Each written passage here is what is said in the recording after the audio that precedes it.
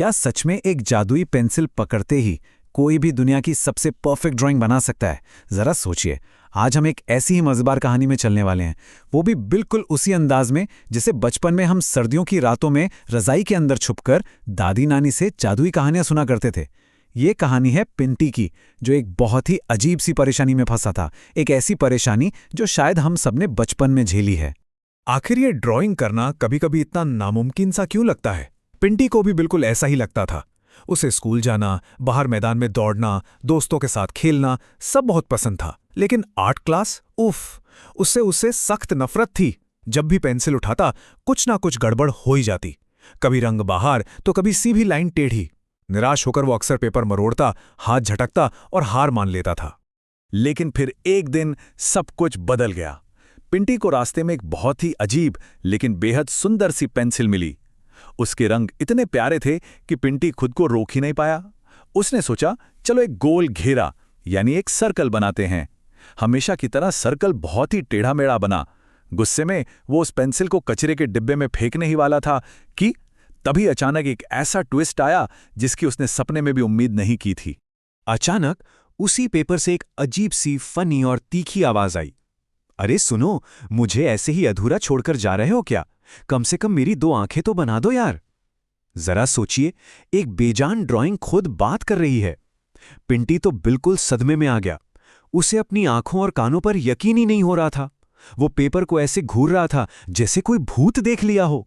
डर के मारे कांपते हुए पिंटी ने किसी तरह उस टेढ़े मेढ़े घेरे के अंदर 2 छोटे छोटे बिंदु बना दिए। पसीने से लथपथ पिंटी बस यही सोच रहा था कि भाई ये चल क्या रहा है, कोई सपना है या हकीकत। लेकिन अब वो अजीब सा सर्कल उन 2 बिंदुओं की मदद से खुद को और पिंटी को देख सकता था। लेकिन इसके बाद जो हुआ वो और भी मजेदार है। वो घेरा शांत होने के बजाय और ज्यादा शिकायतें करने लगा। ये क्या कर दिया, जल्दी मेरे बाल बनाओ, मैं किसी लॉलीपॉप जैसा लग रहा हूं। और तो और जब पिंटी ने इरेजर से मिटाने की कोशिश की तो वो किसी खड़ूस बॉस की तरह चिल्लाया, थोड़ा आराम से मिटाओ भाई, मुझे दर्द हो रहा है।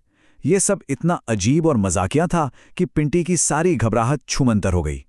और बस यहीं से पिंटी का नजरिया पूरी तरह बदल गया। जरा सोचिए, पहले जहां 10 मिनट भी ड्राइंग नहीं हो पाती थी और गुस्से में सब छूट जाता था, वहीं अब पूरी दोपहर उस छोटी सी बातूनी ड्राइंग के साथ हंसते खेलते और मजे से ड्राइंग सीखते हुए बीत गई। वो बातूनी घेला उसे बताता रहा कि कहाँ लाइन ठीक करनी है, कहाँ शेडिंग करनी है, और पता ही नहीं चला कि कब पिंटी की ड्राइंग बाकी दोस्तों से भी बेहतर बनने लगी। अब यहाँ एक बहुत बड़ा सवाल उठता है। तुम्हें क्या लगता है, अगली सुबह जब पिंटी सोकर उठेगा तो क्या होगा? क्या वो ड्राइंग फिर से बात करेगी? वैसे अगर तुम्हें बचपन की ये जादुई कहानियां पसंद आ रही हैं तो इस कहानी को लाइक करना मत भूलना। लेकिन ध्यान रहे, असली ट्विस्ट तो अभी बाकी है। अगली सुबह जैसे ही आंख खुले, पिंटी सीधा अपनी डेस्क की तरफ भागा। उसे अपनी जादुई पेंसिल चाहिए थी, लेकिन ये क्या, पेंसिल वहां थी ही नहीं। बिस्तर के नीचे, किताबों के बीच, हर जगह ढूंढा गया लेकिन कुछ नहीं मिला। और जब उस पेपर को देखा जिस पर कल इतना सुंदर चित्र बना था, तो वो पूरी तरह से खाली था। उस पर सिर्फ इरेजर के मिटाए हुए हल्के हल्के निशान बचे थे। पिंटी की घबराहट बढ़ गई। क्या वो सब सिर्फ एक सपना था? क्या सच में कोई बातूनी ड्राइंग थी ही नहीं? क्या वो सारी हंसी मजाक सिर्फ दिमाग का वहम था? इस उलझन को दूर करने के लिए उसने तुरंत एक नॉर्मल पेंसिल उठाई। उसे ये देखना ही था कि क्या उस जादुई पेंसिल के बिना भी अच्छी ड्राइंग बन सकती है, या उसका जादू हमेशा के लिए खत्म हो गया। और हैरानी की बात देखिए, उस नॉर्मल पेंसिल से बनाई हुई ड्राइंग भी बहुत ही शानदार बनी। बस एक आध लाइन थोड़ी टेढ़ी थी।